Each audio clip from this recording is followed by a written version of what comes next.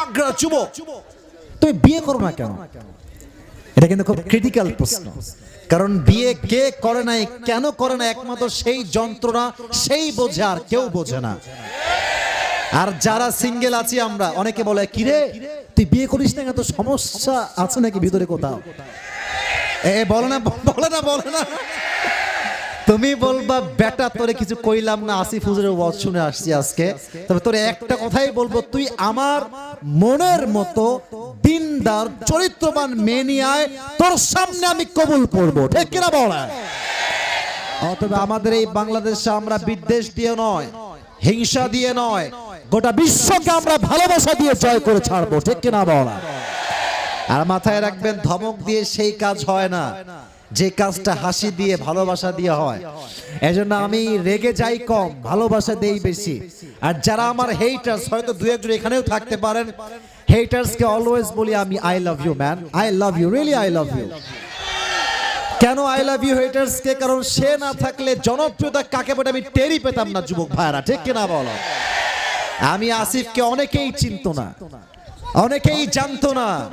আমার হেটার্সরা ফেসবুকে পোস্ট করে, কন্টেন্ট বানিয়ে, মিমি বানিয়ে, ট্রল করে, আমার পজিশন ছিল 30-এ, ওরা এটাকে 80-তে নিয়ে চলে আসছে। এজন্য হেটার্স আমাদের জীবনে আমাদেরকে অনেক আগায় দেয়। মাঝে মাঝে কিছু হিংসুক লাগে, কারণ হিংসুক না থাকলে প্রমোট করবে কে, ঠিক কিনা বলে? তা আমাদের কথা, আমরা কি হিংসা করব না ভালোবাসা দিয়ে জয় করব? আল্লাহ আমাদের সবাইকে মন থেকে ভালোবাসার তৌফিক দান করুন, সকলে পড়া আমিন। আমি কোরআন থেকে একটি নির্ধারিত বিষয়ে তাফসীর পেশ করব। আগে একটা বিষয় জানতে চাই, এই এলাকায় আসরের আজানটা কখন হয় একটু বলবেন? 4:25-এ হয়, তাই না? যদি পারেন 4:30-এ করবেন, কমপক্ষে আমরা 1 ঘন্টা সময় হবে না? হবে না? 1 ঘন্টা সময় হবে না আজকে ইনশাআল্লাহ? 1 ঘন্টা সময় দিবেন। তোমরা selfie party, sit down, sit down, take your own seat, have a seat please। এই কি যে পায় একটা মোবাইলে, আল্লাহ! সেলফি তোলার জন্য আমার জীবন যৌবন তামা করে ফেলে একেবারে।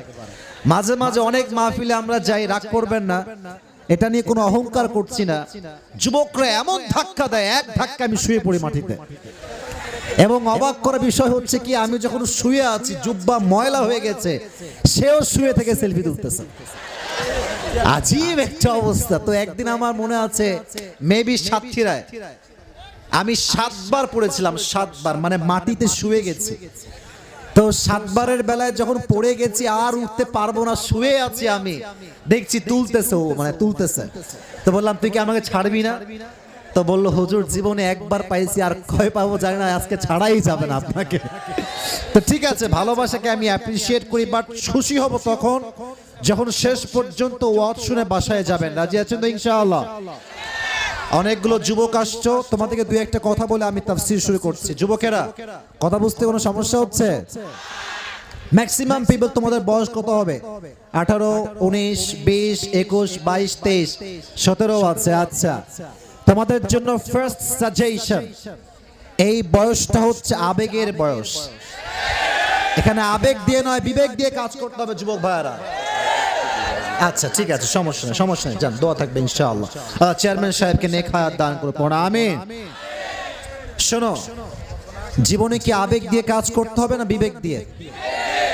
এখানে হাত দিয়ে বলো, কি দিয়ে? বিবেক দিয়ে। হ্যাঁ, যেই মেয়েরে দেখে ফিদা হয়ে গেছো, ওইটাই আসল ব্যাটার অপশন নয়। দুনিয়াতে আরো সুন্দরী মেয়ে এখনো বাকি আছে যুবক ভাইয়েরা। কোন মেয়েকে এই রিয়েলাইজেশন দিবা না যে তুমি তারা ছাড়া বাঁচবাই না। যদি কোন মেয়ে তুমি বুঝাই দাও তোমার ছাড়া আমি বাঁচবো না, তোমার খোদার কসম বাঁচতেই আর দিবে না দুনিয়াতে। অতএব তোমার কথা দুইটা, এক, আমি চরিত্রবান যুবক হব, পাশাপাশি আমি টাকাওয়ালাও হব বটে। কারণ এই বাংলাদেশে টাকা ছাড়া সম্মান খুঁজে পাওয়া যায় না। আর সত্য এবং তিতা সত্য, তিতা সত্য, মেয়েরা টাকা ছাড়া আজকাল বিয়েও কিন্তু বসতে চায় না। আমি কি মিথ্যা বলছি? তো টাকলাকে বিয়ে করে কেন? It's a matter of money, matter of money যুবক ভাইরা, এন্ড নাথিং এলস। টাকা থাকলে মেয়েরা টাকলা বুইড়া কিচ্ছু দেখে না, সোজা বিয়ে করে ফেলে। But everyone is not same, everyone is not same, সবাই একরকম হয় না। আজও আমার এই দেশে চরিত্রবান, খাদিজার মতো চরিত্রবান নারী আছে না নাই? যুবক ভাইরা বলো, সব মেয়ে খারাপ নয়। তো যারা টাকাকে গুরুত্ব দেন, মেয়েদেরকে বলবো টাকা গুরুত্ব দিলে টাকা পাবেন, চরিত্রবান যুবক আপনি পাবেন না। আর চরিত্রবান যুবককে বিয়ে করলে চরিত্র পাবেন, টাকাও আল্লাহ চাইলে আপনি পাইতে পারেন, ঠিক কিনা? আচ্ছা বলেন তো, বিয়ের ক্ষেত্রে কোনো সাউন্ড করবে না তোমরা, মুরব্বীদেরকে দেখতে দাও, মুরব্বীরা কষ্ট পায় এভাবে। এই আওয়াজ করবো না, কমিটি কোথায়, ভলান্টিয়ার্স কোথায়? না না, জোরে না, জোরে না, আস্তে আস্তে আস্তে। আহা, এই পরিবেশ সামলাতে হিমশিম খাচ্ছেন আপনারা, কি একটা অবস্থা। চুপ থাকেন। আমার কথা কি বুঝতে কোনো সমস্যা হচ্ছে ভাইরা? আমি এখন তাফসীর শুরু করি নাই, আমাকে কিছু কথা যুবকদেরকে নিয়ে বলতে হবে, কারণ যুবকরা আজকে সবচেয়ে বেশি শ্রম দিয়ে মাহফিলটা আয়োজন করেছে এরা। সো প্লিজ লেট মি টক, একটু সময় দেন। তো বলছিলাম, বিয়ের ক্ষেত্রে টাকা জরুরি নয়, মানসিক শান্তি সবচেয়ে বেশি জরুরি। আপনি টাকা পাবেন, আর যদি মানুষটা খারাপ হয়, আপনার ফ্ল্যাট গুলশানে হতে পারে, ধানমন্ডিতে হতে পারে, ইন্টেরিয়র হতে পারে, ডেকোরেটেড হতে পারে, বাট যেখানে মানসিক শান্তি নাই, ওখানে আপনি এক মুহূর্ত টিকতে পারবেন না যুবক ভাইরা, ঠিক কিনা? অতএব বিয়ের ক্ষেত্রে টাকা বড় ডিল নয়, মেয়ের বাড়ি বড় ডিল নয়, মূল ডিলটা হচ্ছে চরিত্র এবং মানসিক শান্তি, ঠিক কিনা বলো? আল্লাহ প্রত্যেকটা মেয়েকে চরিত্রবান যুবককে বিয়ে করার তৌফিক দান করুন, সকলে পড়া আমিন। আর আমি একটা পার্সোনাল পয়েন্ট অফ ভিউ বলছি, আমি জানি না আপনারা আমার সঙ্গে একমত হবেন কিনা।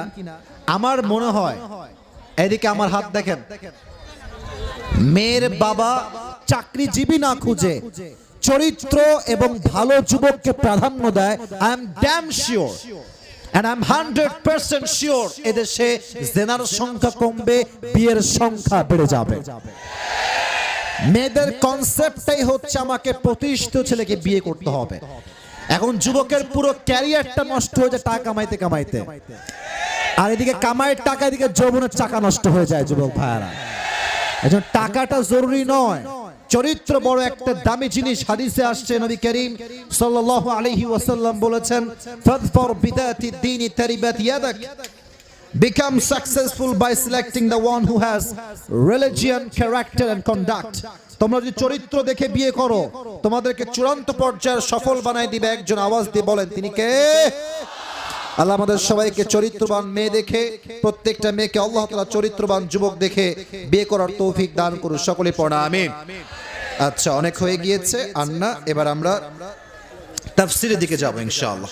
আমার সাথে প্রত্যেকটা যুবককে আমি একটা কথাই বলবো, মুরব্বী আব্বা জানলা সহ আমার চোখে চোখ রাখেন। আচ্ছা, আমাকে দেখতে কোনো সমস্যা হচ্ছে? একটু তাকান আমার দিকে। মাইকটা নামালে আমার মাইকটা মুখ বরাবর আসবে না, বুঝছেন? এজন্য নামানো যাবে না।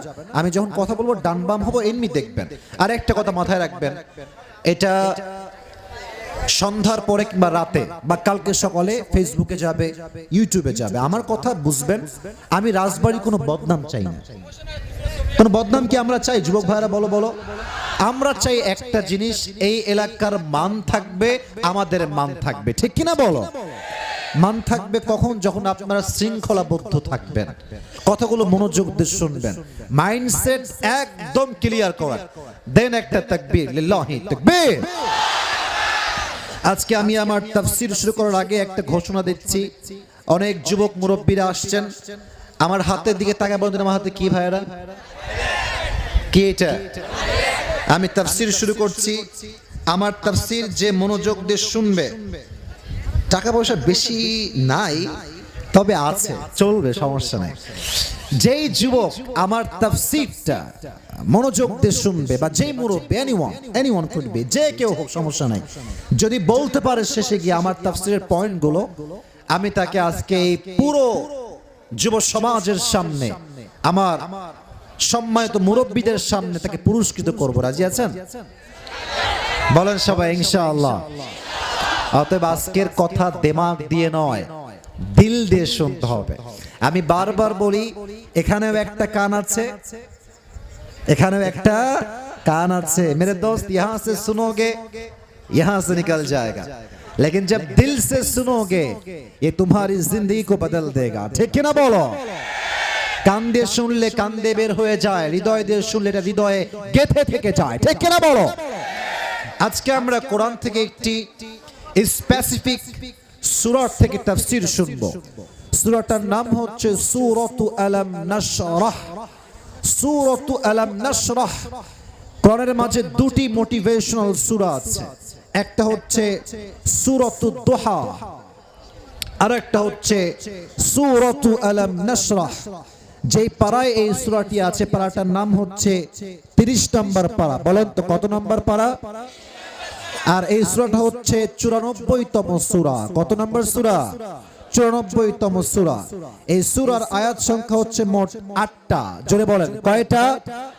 এই পুরস্কার পাওয়ার জন্য কিন্তু এটা মুখস্থ রাখতে হবে। সূরার আয়াত সংখ্যা মোট কয়টা? সূরা নাম্বার কত? এই গ্রাসপাড়ির লোক কি কথা কয় না নাকি? অবশ্যই বলে কি 94। বলেন কত নাম্বার? পারা নাম্বার 30। বলেন পারা নাম্বার কত? আয়াত সংখ্যা মোট কয়টা? 8টা। মাশাআল্লাহ। প্রত্যেকটা সূরাকে আল্লাহ তাআলা দুটি ভাগে ভাগ করেছেন। এক হচ্ছে মাক্কি পর্ব, আর এক হচ্ছে মাদানী পর্ব। এই সূরাটা মাক্কি পর্বে নাজিল হয়েছে। আমরা অনেকেই আছি এখানে যুবক ভাইরা, মক্কায় যাইতে মদিনায় চাইতে আমাদের সকলের মন চায় না? নবীজির রওজায় গিয়ে সালাম পেশ করতে মনে চায় সবার? চায়। আমি আজকে দোয়া করি সবাইকে নিয়ে, আল্লাহ জীবনে একটা বার হলো আমাদের সবাইকে তুমি তোমার নবীজির রওজায় গিয়ে সালাম পেশ করার তৌফিক দিও। সকলে পড়া আমিন। মনে বড় আশা ছিল যাব মদিনায়। পড়বেন না? পড়েন সবাই। মনে বড় যাব মদিনায়। আল্লাহ কবুল করুন। পড়া আমিন। সালাম আমি করব গিয়ে, সালাম আমি করব গিয়ে নবীর রওজায়। মনে বড় আশা ছিল যাব মদিনায়। আল্লাহ কবুল করুন। পড়া আমিন। তাহলে এটা কি মাদানী সূরা না মাক্কি সূরা? মাক্কি সূরা। এই 8টা আয়াতকে আল্লাহ তাআলা মোট 3 ভাগে ভাগ করেছেন। এক, about the mercy and blessing and bounties that Allah subhanahu wa ta'ala has given to his last messenger Muhammad sallallahu alayhi wa sallam. প্রথম ভাগে আল্লাহ তাআলা নিয়ামতের ডেসক্রিপশন দিয়েছেন যে আমি কোন কোন নিয়ামত আমার প্রিয় নবীকে দিয়েছি। আমাদের নবীর নাম কি? সবাই বলেন মুহাম্মাদুর রাসূলুল্লাহ সাল্লাল্লাহু আলাইহি ওয়াসাল্লাম। আল্লাহ তাআলা 3টি নিয়ামত উল্লেখ করেছেন মোট 4টা আয়াতে। এটা হচ্ছে প্রথম ভাগ। সেকেন্ড ভাগ বা সেকেন্ড পার্ট, কষ্টের সাথেই আছে সুখ। আল্লাহ আমাদেরকে মোটিভেশন দিয়েছেন, আশা, ভরসা, condolence, consolation, motivation and inspiration. আমাদেরকে আল্লাহ আশার বাণী দিয়েছেন, ভরসার বাণী দিয়েছেন 2 নাম্বার ভাগে। আর 3 নাম্বার ভাগে আল্লাহ তাআলা প্রত্যেকটা মানুষকে 2টা ইনস্ট্রাকশন দিয়েছেন, দিক নির্দেশনা। বলেন তো কি নির্দেশনা? দিক নির্দেশনা। এই হচ্ছে মোট 3 ভাগ। আসুন আমরা শুরু করি। এই ডানে বারবার নয়েজ পাচ্ছি, বারবার সাউন্ড হচ্ছে। ডানে কোনো সাউন্ড করবে না। আমার সামনে হাজার হাজার মানুষ চাতক পাখির মতো তাকিয়ে ওয়াজ শুনছে। ঠিক কিনা বলেন? একটাও বিশৃঙ্খলা চাই না। যদি আমি কোরআনের বাহিরে কথা বলি, আমাকে আপনি কাউন্টার দেন, আমাকে আপনি স্লিপ দেন, not a big issue man. But আমি যদি কোরআন ভিত্তিক তাফসীর করি, কেউ ডান বাম হবেন না। রাজি আছেন তো ইনশাআল্লাহ? আর কেউ যদি উঠে যায় এখান থেকে ওয়াজের মাঝখানে, ও যে লুঙ্গিওয়ালা হয়, ও লুঙ্গি টাইনা ধরে আজকে বসাই দিবেন মাহফিলে। পুরো বছরে একটা দিন ওয়াজ হবে, 1 ঘন্টা ওয়াজ না শুনলে কারণ কলেজে আমাদের আত্মতৃপ্তি হবে না। ঠিক কিনা বলেন? চুপচাপ শুনবেন। 3টা ভাগ। আচ্ছা বলেন তো, আমাদের সকলের জীবনে দুঃখ কষ্ট আছে না নাই? আমরা অনেকেই যারা এখানে মেবি যতগুলো আমরা আছি মুরব্বী যুবক, আমরা সকলেই মনে হয় মধ্যবিত্ত পরিবারের সন্তান। আমাদের সকলের বাড়ি মনে হয় টিনের ছাদ, তাই না যুবক ভাইরা? আমিও টিনের বাড়িতে থেকেছি, আমার বাড়িও টিনের। আমার কথা একটা, মধ্যবিত্ত পরিবারের সন্তানরাই কিন্তু ইতিহাস তৈরি করতে পারে। যারা ব্রয়লার মুরগির মতো খায় বড়লোকের চাউল পাউল গুলো, হ্যাঁ, এরা যখন রিকশায় বসে মনে হয় রিকশার টায়ার ব্লাস্ট হইল বলে। আমরা মধ্যবিত্ত পরিবারের সন্তান, আমরা মাথার ঘাম পায়ে ফেলে কাজ করতে পারি, ঠিক কিনা বলে? তো যারা মধ্যবিত্ত পরিবারের সন্তান, যারা গরিব ঘরের সন্তান, তাদের জন্য এই সূরাটা অনেক বড় একটা ইন্সপাইরেশন হয়ে কাজ করবে, অনেক বড় একটা আশা হয়ে কাজ করবে। আল্লাহ তাআলা বলছেন, আমি শুরু করছি, আলাম নাশরাহ লাকা সাদরাক। ও নবী, আমি কি আপনার হৃদয়কে খুলে দেইনি? হৃদয় খোলার দ্বারা উদ্দেশ্য হচ্ছে, নবী আমি আপনার হৃদয়ে সাহস দিয়েছি, হিম্মত। You are the brave person, আপনি সাহসী।